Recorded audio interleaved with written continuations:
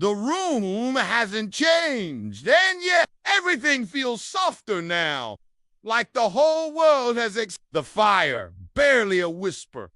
The candle inside Halewyn's dream. The orchard changes. The trees begin to glow gently from within. A memory. It's her again, Sister Maywen, to the apothecary, to the little cottage where his head leans to the side. A soft, snobbly more than a sigh escapes his lips. His hands are still folded. She wears no shoes. Her hair is white as milk. She does not speak. She simply tidies. A dream servant. A spirit of slumber. No one knows. But she stirs the ashes, lays another log on the fire, wraps a blanket over her, and brushes a dried petal from his sleeve. Then she disappears, not with a sound, not with a flash, but like mist slipping through a keyhole, and Halewyn sleeps on. Undisturbed, one thumb rests against a smudge of dried honey on his robe, and on the table before him, it lands on the stone and sizzles gently, like a whisper losing its breath. The logs in the hearth crack once, then settle. The room smells now of wet iron and cinder, a deep, grounding scent, like being buried beneath layers of time. The cup is empty. The draft has done its work. And now, silence tends the room. But younger this time, standing before a shelf of dried herbs in the old convent, she's laughing softly, always softly. In her hands, a tiny jar of nutmeg. She once told him, just a pinch under your tongue. Hey, it brings dreams of childhood. He had tried it that night, and sure enough, he dreamt of his mother's hands. Warm bread, and a window dusted with snow. In this dream memory, he smiles. And you, watching beside him, feel the warmth of that bread, the crackle of that fire, the softness of that moment. Each trunk pulses faintly, as though remembering ancient lullabies. He walks slowly now. Each step releases a note of sound-soft bells, long-forgotten hymns. The hush of parchment turns between the cracks. Moss grows a velvety green, cool to the touch. The shelves are dark oak, polished by years of touch and time. Each object, each jar, each spool of parchment holds a story. There's a stack of folded cloth beside the fire and dyed wool, still smelling faintly of sheep. A pair of slippers rests beneath the chair, hand-stitched from leather and lined with rabbit fur. Nothing here is fast. Nothing here is loud. This room was made for rest. And for those who remember how to slow down. Above, the sky turns deep violet. Not dark, not threatening. Be you! Tea velvet! And filled with constellations only dreamers see. A golden dot in the quiet. And the scent, that blend of lavender and old wood, still drifting, still wrapping around you like a silk shawl warmed by dreams. You're not just listening anymore. You're inside the dream. He reaches a bench beneath an almond tree. He sits, and a breeze carries with it. The dream begins to dim, like twilight folding itself into night.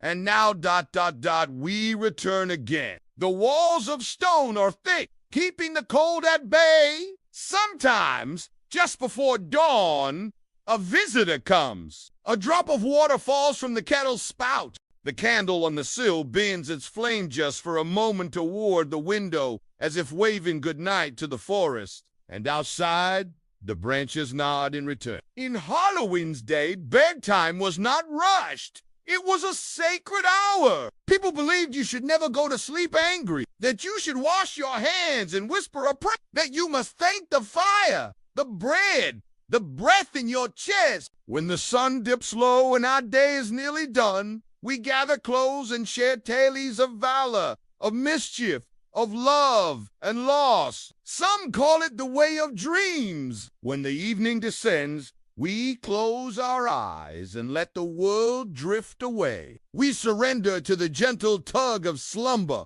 allowing the darkness to rock us in its embrace. And as the night deepens, Our breaths grow soft, our bodies still, carried by the silent wings of sleep. It was a time to release the day's burdens, to let go of anger and worry, to surrender to the soothing embrace of sleep. Before slumber's gentle touch, they washed their hands, not just to cleanse the skin, but to purify the thoughts, to let go of the day's grime. They whispered prayers, not to a distant deity, but to the very essence of existence, thanking the elements, the earth, the air, the fire, the water, for the gifts they had received. Some wove rosemary into their beds, its fragrance a reminder of protection. It sent a lullaby to chase away nightmares. Others hid smooth, cool stones under their pillows, talismans of tranquility, grounding them to the earth's steadfast peace. With every word, we weave a tapestry of light, chasing away the encroaching dark. His melodies, passed down through generations, echoed with the wisdom of ages. In his humble cottage, the very walls absorbed his tunes, becoming a part of the fabric of the house, a legacy carried in the timbers of the roof, the stones of the hearth, the floorboards beneath his feet. And as the shadows grow long, our voices grow stronger, carrying us safely into the still dark night. You've heard the echoes of his songs, felt the warmth of the heart, breathed in the calming scent of rosemary. You've walked barefoot on the cool stones, allowing their tranquility to seep into your very being. And as the night deepens, you feel the drowsiness creeping upon you, a gentle tide pulling you towards dreamland. Some tied ribbons of rosemary above their beds. Others placed polished stones beneath their pillows, tokens of calm, to carry them across the night sea. Float down into the cushion of night, into the arms of stillness, into the dream Halewyn made just for you. Halewyn, he simply hummed, a tune passed down like a secret, and the walls of his little cottage held the music. For each path offers a journey, a world of its own. The choice, my friend, is entirely yours. So now, dear listener, you've heard the hum. You've seen the flicker of firelight. You've walked the dream orchard and tasted the potion's warmth. Sleep is here, right beside you, as near as breath, as soft as shadow, as steady as your heartbeat. Now, when we find ourselves in the midst of waking, there are two paths we can take.